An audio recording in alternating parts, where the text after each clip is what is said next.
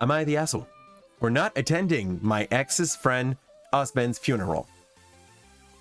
8 years ago, my best friend since childhood, 30 at the time, I'll call her Ham, completely ghosted me. She fully cut off with me without a word or explanation. I honestly still have no idea why she did it. There wasn't a fight or any incident that I could pinpoint. I texted her 2 or 3 times to ask her to please explain what I've done. That's not bad. And to at least talk to me one last time, but she never did. All good, so... Hey, thank you, peasant. You ended taking up off work. And you still feel like you're going to learn. Okay, thank you, dear. Very appreciated. It was a traumatic and painful. And I was hurt and sad and angry. That's a lot of N in the same sentence, but that's fine. It took several years, but I eventually was able to make peace with the situation. I am no longer resentful with or angry at M, but I have no desire to interact with her ever again. Honestly,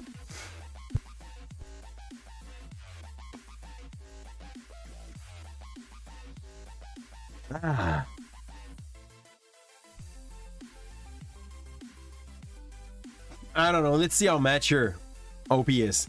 Another one of my childhood friend, V, is still close with both me and M, but told me at the time that she didn't know why M cut you off. I never knew if that was 100% true, but I didn't want to put V in the middle of anything, so I let it go. Honestly, that's probably like the mature thing to do there. I found out a few days ago from V that M's husband died suddenly. She started dating him after she cut off with me, so I never met him. From what I've heard from V, he was a really good guy and Ham is obviously devastated. I genuinely feel really sorry for her. So, like, you don't even have bad feeling toward what she's doing. It's really not bad. I thought about sending some flowers and something as a small olive branch. Not in an attempt to rekindle a friendship, just to offer my condolence. Okay, that's nice. Sending an olive branch, though, usually send the message of, like, trying to build bridges. That's fine. But then decided against it because I figured that hearing from me, a person she obviously doesn't want in her life, may make her feel worse while she's already grieving. Which is not a bad way of thinking through that. V and I live in the same city, while Ham still live near our hometown, about 2 hours away. V texted me yesterday to make plans for the funerals. I was really surprised and told her that I had no intention of going, and V blew up at me. She said that I was being selfish and petty about something that happened almost a decade ago, and letting my hurt feeling get in the way of being there for your friend. But it's been 10 years. Like, you're not friend anymore. That's the thing. Okay. I told her that M chose not to be friend 8 years ago, and I hadn't been there for me, and hadn't been there for me during anything since. So I didn't feel like it was my place to show up for her.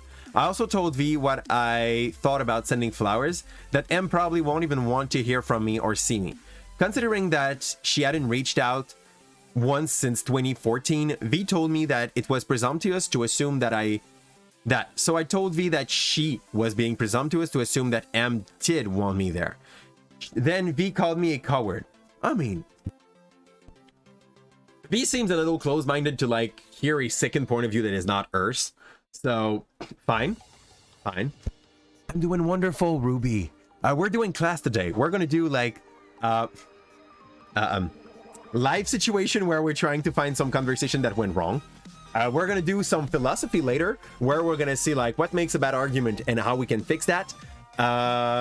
We will see, we will have some geography, we will have some science, it's our back to school special. The teacher of everything. I'm not as close. Class, yes!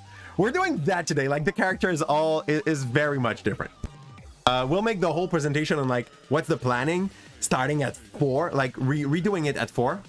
Did it at 3, but we let the people, like, come in and then explain what's happening today. And we'll end up the day with a lot of trivia and prizes for the people that will be there and win those contests.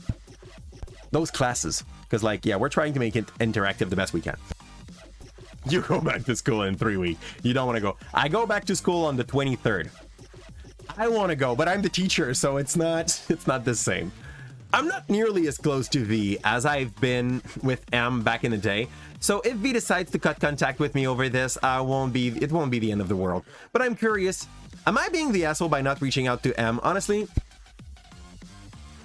I feel like one of the options that they could go for would probably be to actively just like ask M if everything's fine. Like, everybody's gonna be like, no, not the asshole here. If you want to give a try to like rekindle something with M, it's a good time to do it.